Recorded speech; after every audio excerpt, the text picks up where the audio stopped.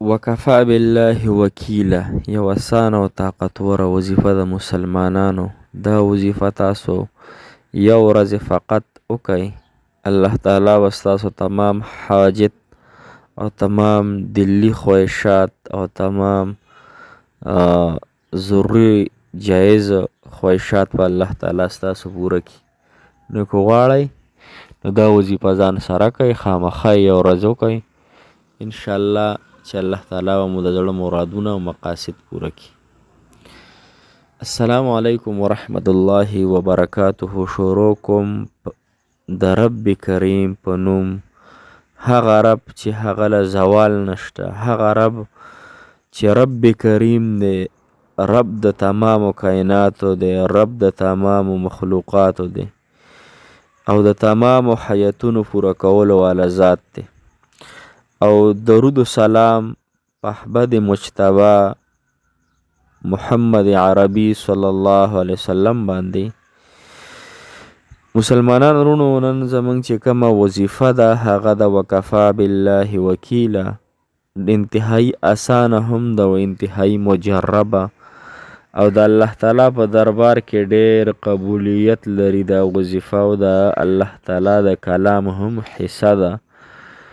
نو په دې وظیفه چې کم سړی هم حاجت غوښتلی دی، الله یې حاجت پوره کړی، او کم سړی خپل مقصد طلب کړی، الله یې مقصد پوره کړی.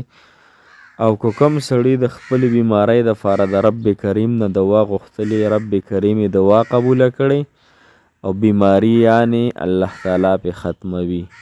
لہذا هغه ټول مسافر کم چې بهر وطن کې کار کوي، محنت مشقت کوي، که هغه امریکا کې مسلمانان دي، که د افغانستان مسلمانان دي، او که د هر ځای مسلمانان دي، مسافر دي، الله تعالی د هغوی ته ډېرې خوشحالۍ، عزتونه، راحتونه ورکړي، او دغه مسلمانان دي الله تعالی د هر مصیبت او د هر آفت نه وساتي.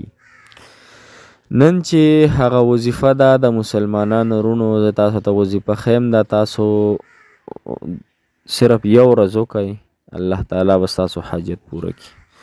خو دا وظیفه پوره یقین سره کوئ، پوره ایمان سره به کوئ، پوره دهان او توجه سره به کوئ، او پوره د زړه د کومې نه او د درد نه به کوئ. صحیح شو؟ ګوره بعضې خلک وایي چې وظیفې کار نه کوي. وظیفې مسلمانانو هره وظیفه کې الله تعالی خپل خپل طاقت او تاثیر ږدلی، خو چې کم انسان د الله تعالی نه په جړه او فریاد سره د الله تعالی نه په غوښتلو سره وغواړي، نو الله تعالی حاجت پوره کوي. بعضې خلک یې وظیفه د زړه نه نه کوي، وظیفې ډېرې کوي د زړه نه نه کوي. نو چې کم انسان هم د زړه نه وظیفه نه کوي او هسې اخوا دېخوا کوي، نو د هغه حاجت الله تعالی به نه پوره کوي. لہذا دې وظیفې سبا الله تعالی ستاسو حاجت پوره کوي، خو دا تاسو پوره توجه، پوره یقین سره، پوره یکسویۍ سره، پوره د زړه د محبت او د درد نه وکئ. صحیح شوه؟ اول به داسې کار وکئ چې تاسو به 2 رکعاته صلات حاجت مونځ وکئ. په لومبي رکعت کې به 10 پېرې قل یا ایها الکافرون ووایئ، په دویم رکعت کې به 11 پېرې قل هو الله احد صورت ووایئ. هر کله چې تاسو دا 2 رکعاته صلات حاجت مونځ پوره کړه، د هغې نه پس به ته په خپل ځای کښېنې، که زنانه دي هغه په کورونو کې، که نارینه دي په جومات کې. دا به تاسو دا نفل چې به تاسو کوئ، دا به د ماسخوتن د مانځه نه پس کوئ. وظیفه به د ماسخوتن د مانځه نه پس ته دغه 2 رکعاته صلات حاجت مونځ ماسخوتن مانځه نه پس دی، هغې نه پس په خپل ځای باندې کښېنې او 21 مرتبه به درود ابراهیمي وي. هغه درود چې کوم موږ په مانځه کې وایو، هغه به 21 پېرې مزیدار په ښکلې طریقې سره ووي. هر کله چې د 21 پېرې درود شریف ووي، درود ابراهیمي، د هغې نه پس به تاسو ووایئ 314 پېرې وکفا بالله وکیله، وکفا بالله وکیله. الله ته زما دپاره کافي شه، الله ته زما دپاره کارساز شه، الله ته زما دپاره وکیل جوړ شه. الله زه ډېر غریب یم، زما دا غریبي ختمه که. زه محتاج یم، زما محتاجي ختمه که.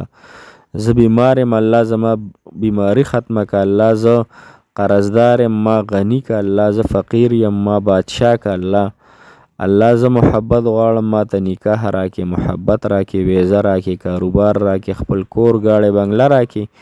ستاسو چې څه قسم حاجت بیماری وي وغیره وغیره نو ټول حاجات دغه وخت کې تاسو د خپل الله نه طلب کوئ او بیا وروسته به 21 پیرې درود ابراهیمي وایي. انشاءالله العزیز چې تاسو دا یو ورځ وکړه نو الله تعالی به ستاسو حاجت پوره کړي. که چېرې یو ورځ کې پوره نه شو خیر دی 2 ورځې وکړئ 3 وکړئ څه فرض نه ده، خو چې د یقین د انسان کامل نو زر به کار کیږي، یقین کامل نه وي نو بیا به وظیفه هم زر کار نه کوي. هر سړی د یقین مالک دی که نه، انشاءالله دا وظیفه خپله کوي. الله تعالی هم راته خوشحاله او باد ساته. الله تعالی ستاسو تمام حاجات او دلي خواهشات پوره کړي. موږ تاسو ته دعا کوو، تاسو موږ ته دعا کوئ. مدرسه کې هم تاسو ته موږ دعاګانې کوو، ختم درله کوو. طلبا را سره دي وړو وړو چاچو باندې دعاګانې تاسو ته کوي. انشاءالله ستاسو به الله تعالی نه خرابوي، الله تعالی به تاسو هر حاجت پوره کوي. الله مو خوشحاله ساته. جزاک الله خیر، احسن الجزا فی الدنیا.